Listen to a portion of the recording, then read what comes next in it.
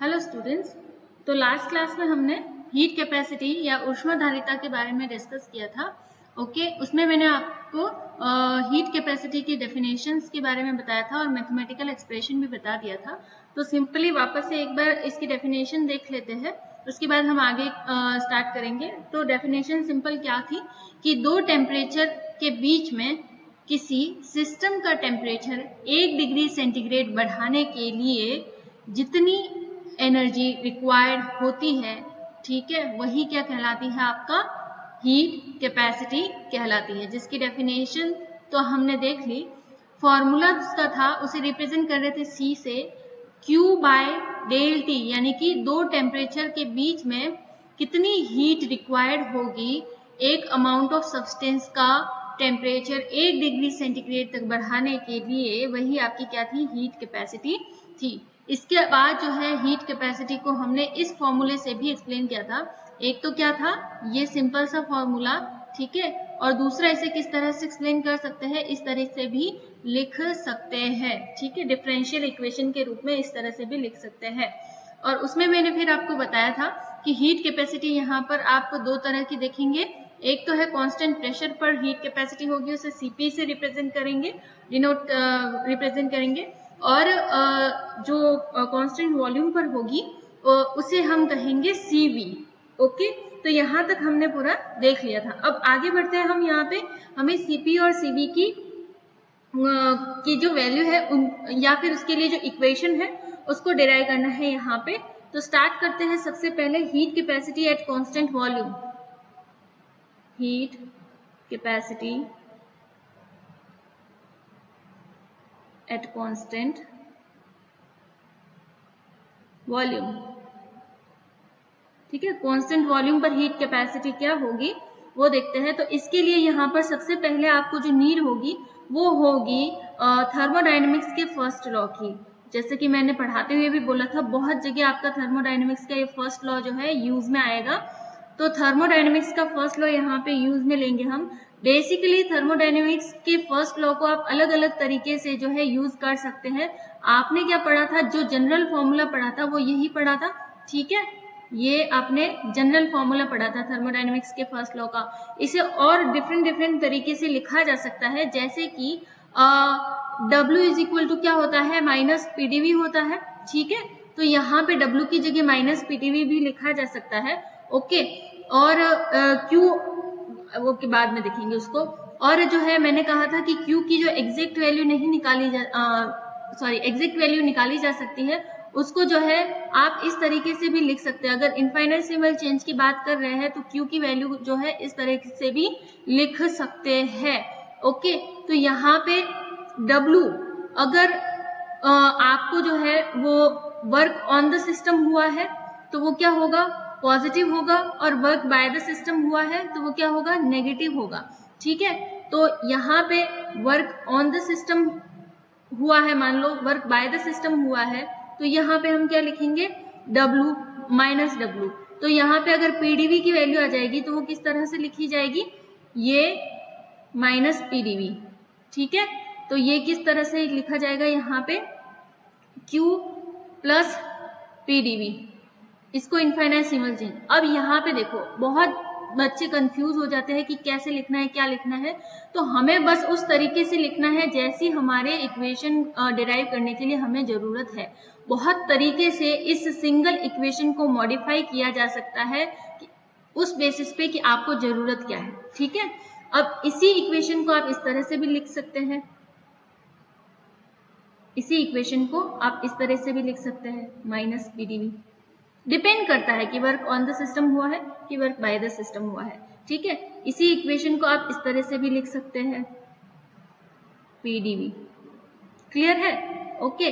तो हम यहाँ पे यूज करेंगे ये वाली इक्वेशन, क्योंकि हमें फिलहाल जो है वो इस वाले इक्वेशन की नीड है, राइट। तो यहाँ पे लिखते हैं हम ये वाले इक्वेशन। सबसे पहले आपको ये सब heat capacity at constant volume पढ़ते हुए आपको ये सारी इक्वेशंस नहीं लिखनी है, इसमें से कुछ भी गलत नहीं है। डिपेंड करता है कि आपको जो भी इक्वेशन डिराइव करनी है उस इक्वेशन के लिए इस लॉ के कौन से फॉर्म की, लॉ की जो इक्वेशन है इसकी कौन सी फॉर्म की नीड है। ठीक है, ओके। तो यहाँ पे स्टार्ट करते हैं यहाँ से। अब यहाँ पे हमें क्या मिल गया है, Q की वैल्यू यहाँ से हमें मिल गई है, राइट। अब हम क्या करते हैं, हम इसे डिवाइड कर देते हैं टेम्परेचर से। तो इसको जब डिवाइड करेंगे, मान लो कि मैं इक्वेशन 1 लिखूं इसको, तो इक्वेशन 1 को dt से डिवाइड करने पर, dt से डिवाइड करने पर, dt से कांस्टेंट वॉल्यूम पर डिवाइड करने पर, कहाँ पे, कांस्टेंट वॉल्यूम पर। क्यों, क्योंकि हमें लिखा है यहाँ पे कंडीशन कांस्टेंट वॉल्यूम है। dt से कांस्टेंट वॉल्यूम पर डिवाइड करने पर, डिवाइड करने पर, तो हम जैसे ही इसको डिवाइड करेंगे dq बाय dt ये हो जाएगा, और ये हो जाएगा आपका dE plus pdv by dt, right, ये हो गया।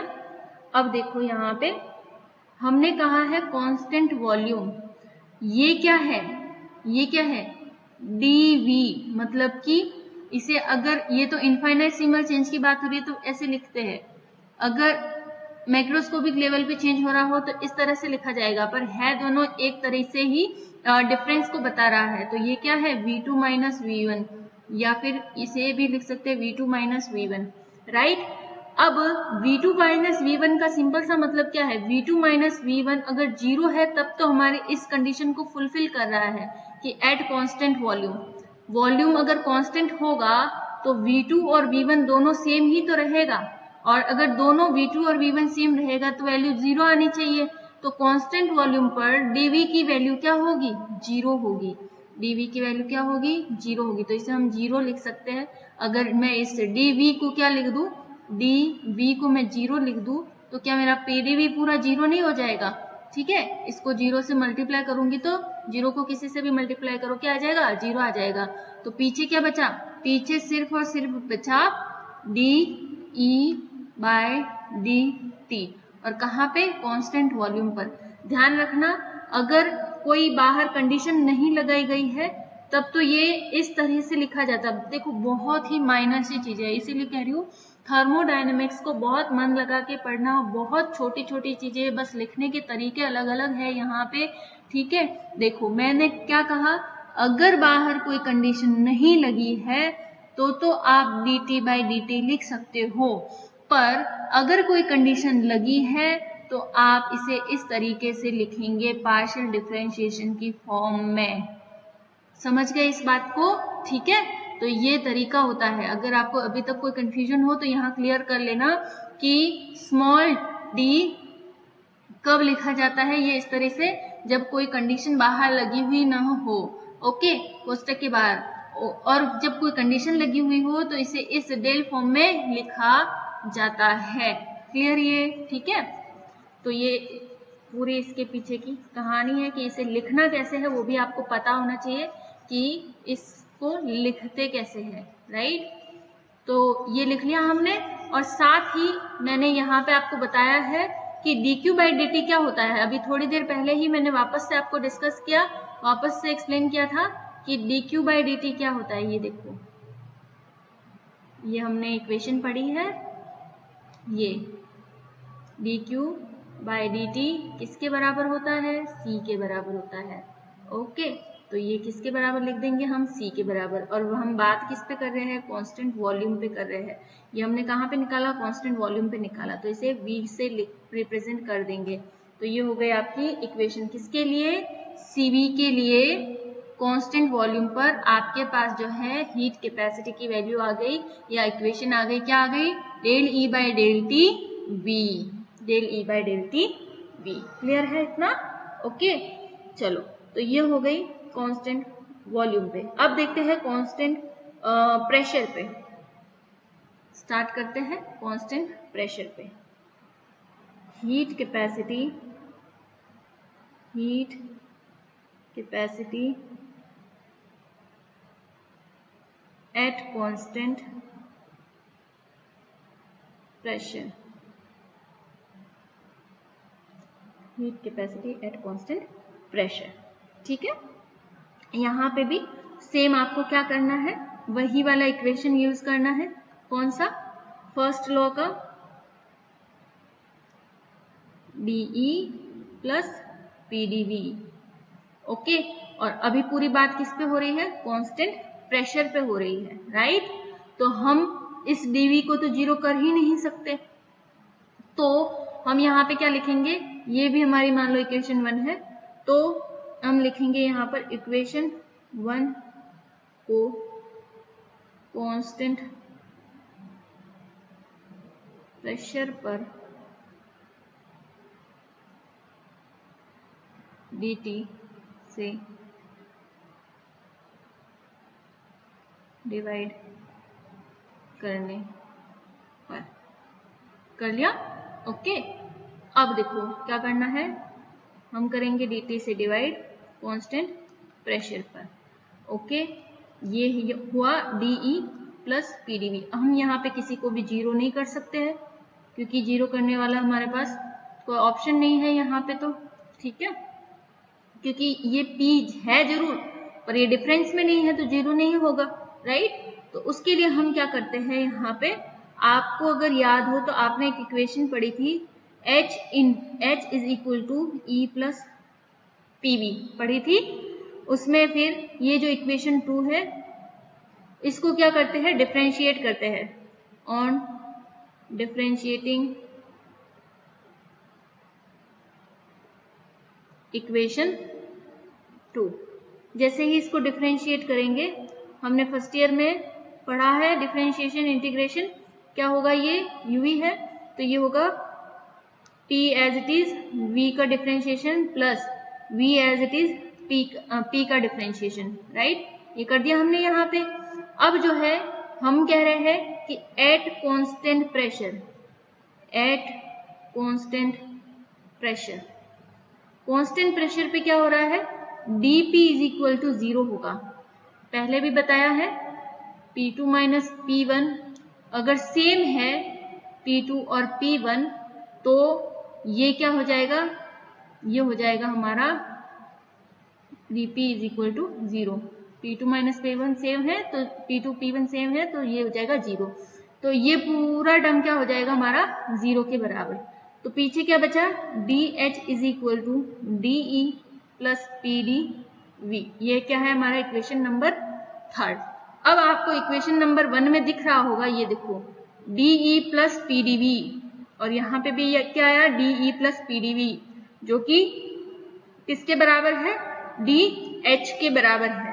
तो हम इक्वेशन 3 से वैल्यू जो है इक्वेशन 1 में पुट कर सकते हैं। DE प्लस PdV की जगह क्या लिख सकते हैं, लिख सकते हैं DH। तो हम लिखेंगे यहाँ पे फ्रॉम इक्वेशन 1 एंड 3, इक्वेशन 1 और 3 से देखते हैं, या फिर देखो बेटर होगा कि हम कहें यहाँ पे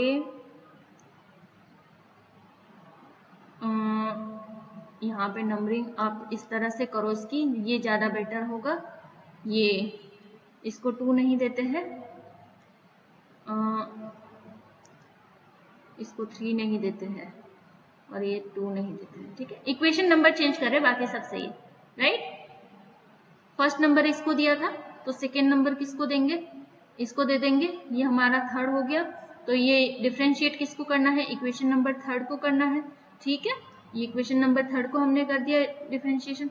अब जो है from equation 2 and 3, from equation 2 and 3, 2 क्या थी, dq by dt constant pressure पे, ओके। और 2 में क्या था, DE प्लस PdV की जगह हम क्या पुट कर रहे हैं, DE प्लस PdV की जगह हम क्या पुट कर रहे हैं, DH, क्योंकि यहाँ पे ये किसके बराबर है, DH के बराबर है। तो यहाँ पे DH बाई dt, तो ये क्या है, सब कांस्टेंट प्रेशर पे हो रहा है, तो ये P, ओके। और इसको हम क्या लिख सकते हैं, इसको हम CP के बराबर लिख सकते हैं, क्योंकि dq बाई dt तो क्या होता है, C के बराबर होता है, और कांस्टेंट प्रेशर पे है तो ये CP के बराबर, राइट। और ये क्या हो जाएगा, del H del T P और ये आपको मिल जाएगा Cp। क्लियर है ना इतना? ठीक है, तो इस तरीके से आप आराम से जो है हीट कैपेसिटी कांस्टेंट प्रेशर पर निकाल सकते हैं। क्लियर? ओके। अब जो है नेक्स्ट मैं आपको एक जूल थॉमसन कोफिशिएंट और इन्वर्जन टेम्परेचर पढ़ा देती हूँ, क्योंकि इससे पहले आपको Cp और Cv में रिलेशन स्टैब्लिश करना है, रिलेशन बताना है।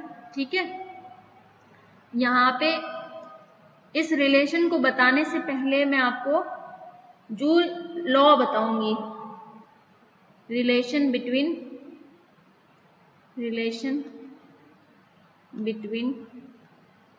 Cp एंड Cv, क्योंकि अगर ये डेरिवेशन में अभी स्टार्ट करूंगी तो ये कंप्लीट नहीं होगा इस वीडियो में, राइट? तो ये हम नेक्स्ट क्लास में पढ़ेंगे। फिलहाल इस क्लास में जो है हम यहाँ तक पढ़ते हैं। यहाँ मैं नया टॉपिक स्टार्ट करती हूँ, इसी का पार्ट है, एक छोटा सा लॉ है बस, वो देख लेते हैं। जूल्स लॉ या फिर जूल्स लॉ पढ़ लेते पहले। ठीक है, ओके। तो जूल्स लॉ बेसिकली क्या कहता है, याद रखना इसमें देखो।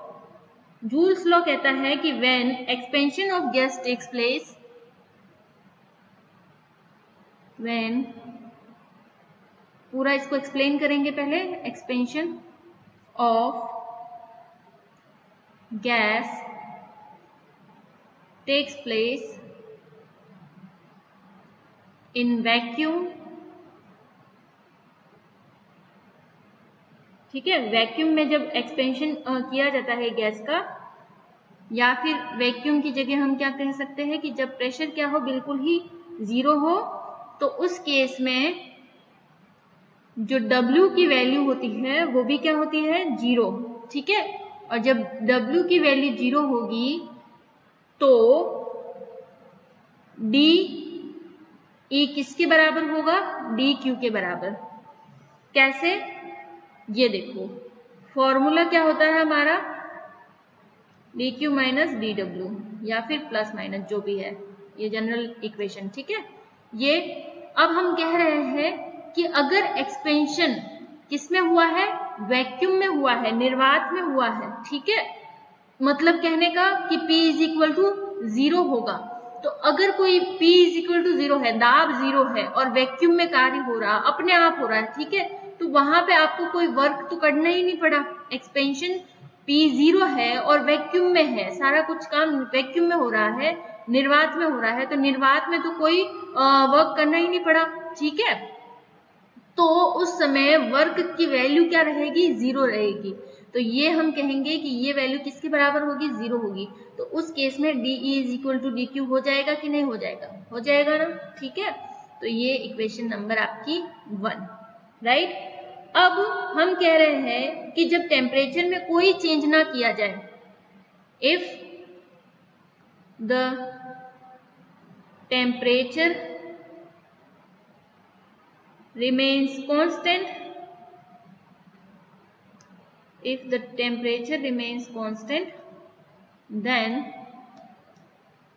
dq is equal to 0।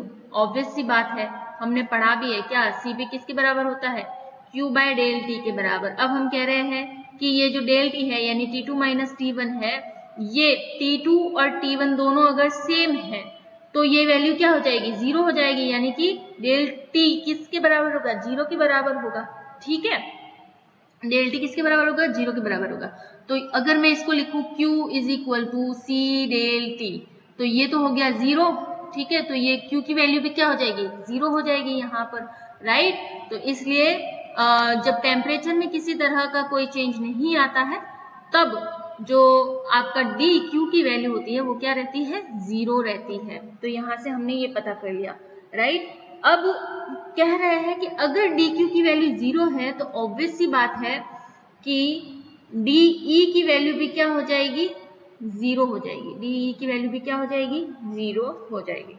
ठीक है, अब इसे हमें आगे और एक्सप्लेन करना है कि जो E होता है वो किसका फंक्शन होता है, V और T का फंक्शन होता है, वॉल्यूम और टेम्परेचर का फंक्शन होता है। इसी को डीई को ही आगे एक्सप्लेन करना है हमें, क्योंकि हमें जूल लॉ पर पहुंचना है, राइट।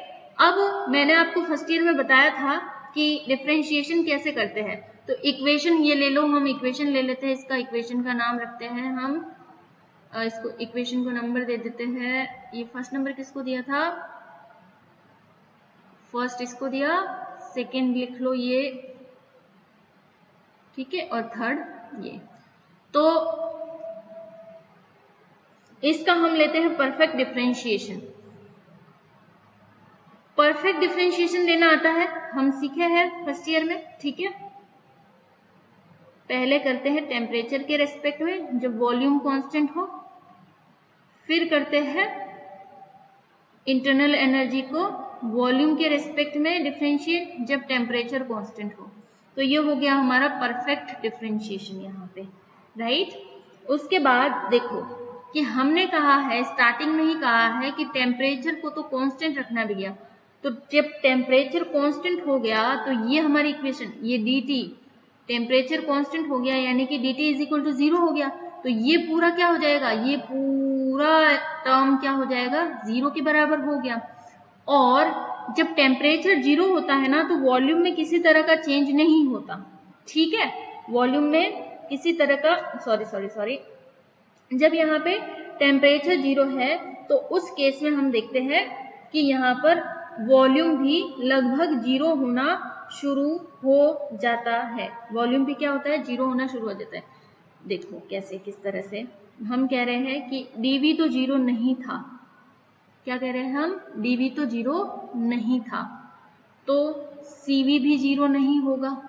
dV तो 0 नहीं था तो CV भी 0 नहीं होगा। क्यों, क्योंकि ये देखो ये किसके बराबर था, यहाँ पे थोड़ा सा आप इसको समझने की कोशिश करना। हमारी पूरी इक्वेशन सिर्फ टेम्परेचर 0 होने पर 0 हो जाती है, ठीक है, ओके। तो यहाँ पे मैं कह रही हूँ टेम्परेचर 0 तो ये पूरा 0, अगर dV 0 नहीं है तो CV भी 0 नहीं होगा। पर यहाँ पे ये del E by del T V किसके बराबर होता है, ये CV के बराबर होता है, हमने अभी पढ़ा, ठीक है। तो ये हमारी इक्वेशन किसके बराबर थी, ये हमारी इक्वेशन थी CV dt plus del E by del V T dV, ठीक है, del V by del T V dV, okay. तो सिर्फ टेम्परेचर के 0 हो जाने से ये पूरी टर्म 0 हो गई। अगर टेम्परेचर में किसी तरह का चेंज नहीं हो रहा है तो ये भी क्या होगा, ये भी होगा 0, ये भी क्या होगा 0, ठीक है।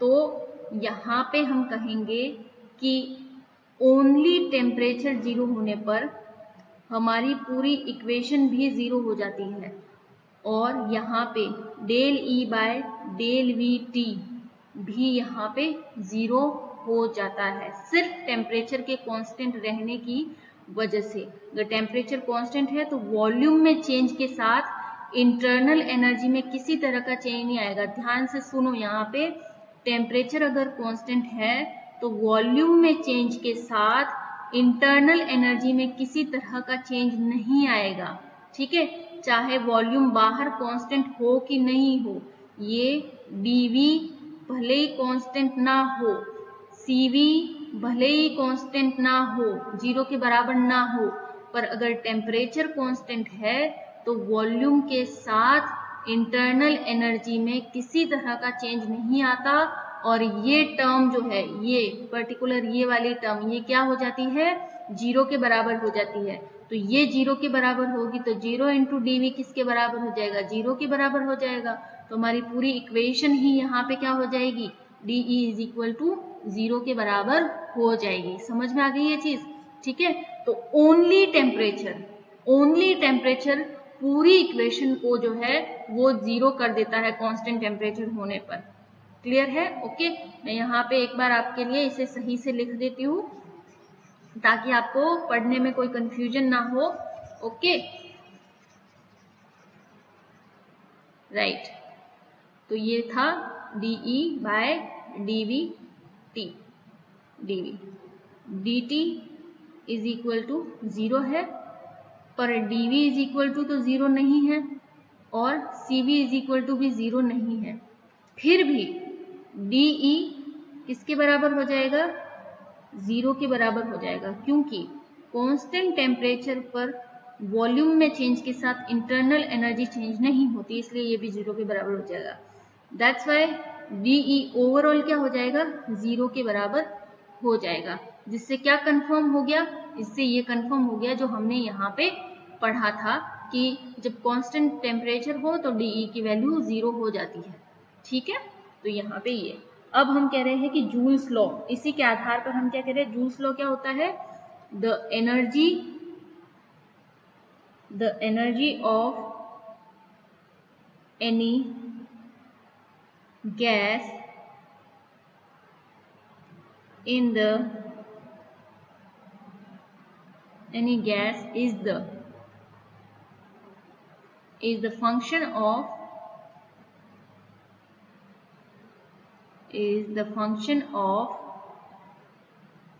temperature.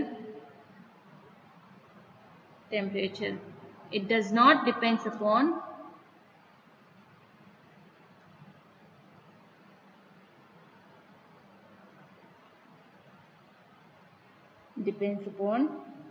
the volume. It does not depends upon the volume, and this is known as Joule's law. This is known as Joule's law. तो ये है आपका जूल लॉ। क्लियर हो गया यहाँ पे जूल्स लॉ? ठीक है, नेक्स्ट क्लास में हम relation between Cp and Cv पढ़ेंगे। ओके।